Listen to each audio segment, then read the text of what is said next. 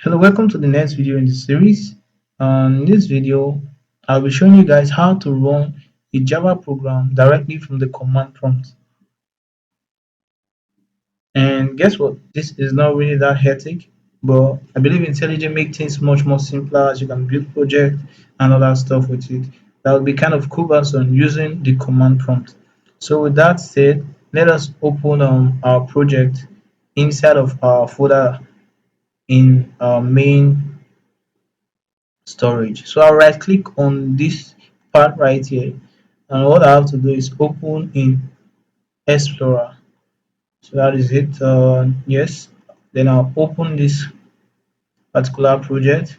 Then right here I'll do a shift and a right click, and I think I don't really have, okay, I have open PowerShell window here, and I'll click on it and just give it some time.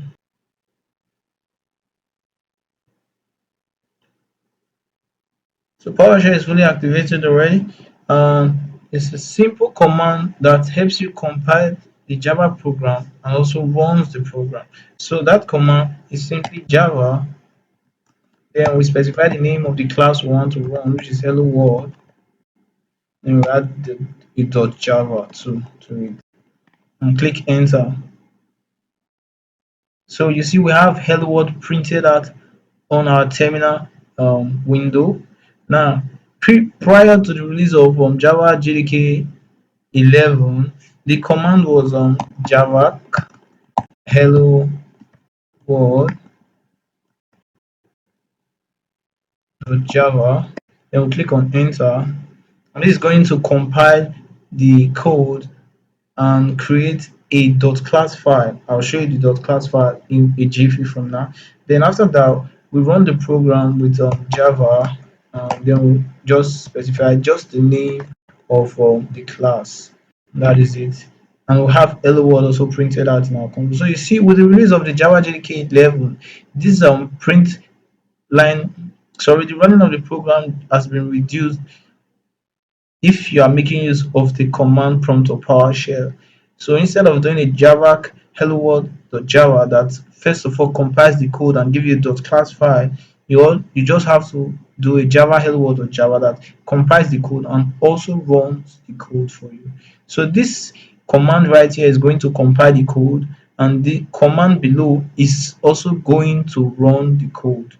But with just java hello world.java, it covers for both. So that is it, and that is what I want to show you. Now let me show you the .class file it creates. So with the java command, we create a .class file, and with the java hello world, we create a we run the class file. So that is it for this section. So let me explain the terminology behind how this concept works.